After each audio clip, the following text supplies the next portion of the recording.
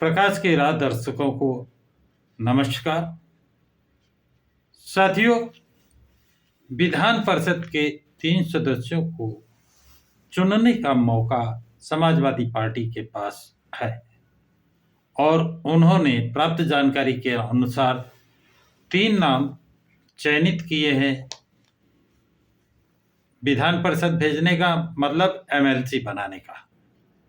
उसमें एक आलोक रंजन जो पूर्व आईएएस अधिकारी हैं, दूसरा है जया बच्चन जो अमिताभ बच्चन की फिल्म स्टार की पत्नी है, और तीसरा नाम है रामजी सुमन का। अब कहते हैं कि समाजवादी पार्टी के 2 कैंडिडेट तो बेधड़क चुन लिए जाएंगे, लेकिन तीसरा जो कैंडिडेट बनेगा उस पर प्रश्न चिन्ह लगता है, क्योंकि राष्ट्रीय लोकदल समाजवादी पार्टी से अलग हो चुका है और इनको 5 अन्य वोटों की एमएलएस की जरूरत पड़ेगी। जबकि ये भी पता चल रहा है कि समाजवादी पार्टी के कुछ वोट भाजपा की तरफ भी जा सकते हैं, ऐसा राजनीतिक जानकारों का कहना है, क्योंकि उनके परिवार को उनको लोकसभा का टिकट भाजपा से मिलने की प्रबल संभावना है। अब ऐसी स्थिति में जो 3 नाम समाजवादी पार्टी ने लिए हैं, आलोक रंजन, जया बच्चन, रामजी सुमन, इसमें पहले 2 नाम किसके होंगे?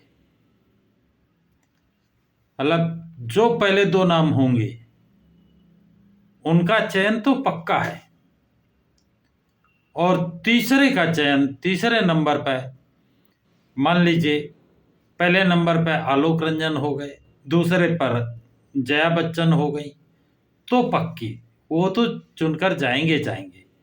लेकिन तीसरे नंबर पर अगर रामजी सुमन है तो इनका चुनना थोड़ा संदेह के घेरे में है।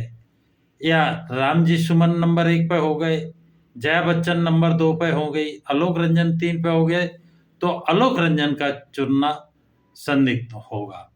इसी तरह अगर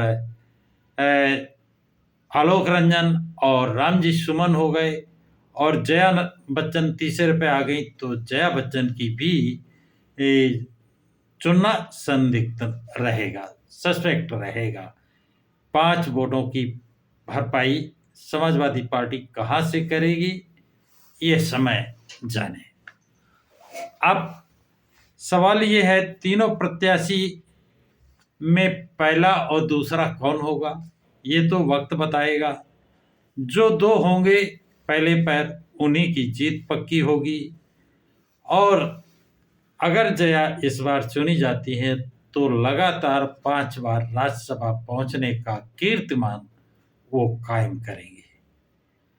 कोई महिला एक ही पार्टी से 5 बार राज्यसभा जाना, ये एक बहुत बहुत बड़ी बात है।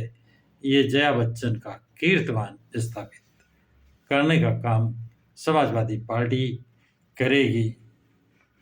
और यहाँ पर एक बात विशेष उल्लेखनीय है कि जया बच्चन के पति अमिताभ बच्चन इस समय भारतीय जनता पार्टी के बहुत ही दुलारे हैं, बहुत ही प्यारे हैं, उनका बहुत वहां पर सम्मान है, और वही मान सम्मान जया बच्चन का समाजवादी पार्टी में है। समाजवादी पार्टी में वो कीर्तिमान स्थापित करने जा रही हैं, एक रिकॉर्ड कायम करने जा रही हैं। तो ये भी एक बहुत ही बड़ी बात होगी अगर वो 5वीं बार राज्यसभा समाजवादी पार्टी से पहुंचती हैं।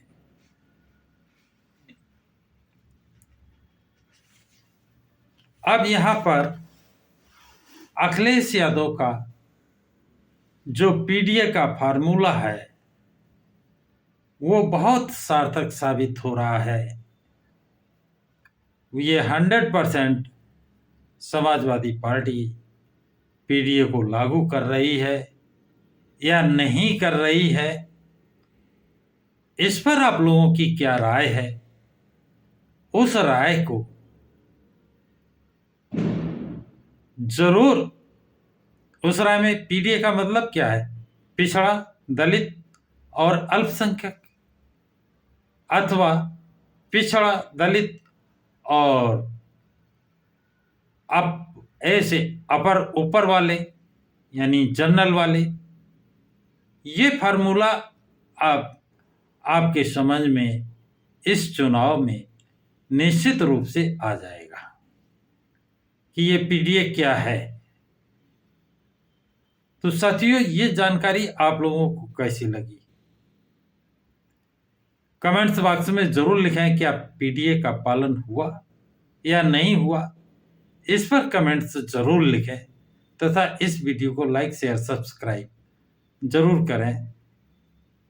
सभी साथियों को जय भारत, जय संविधान।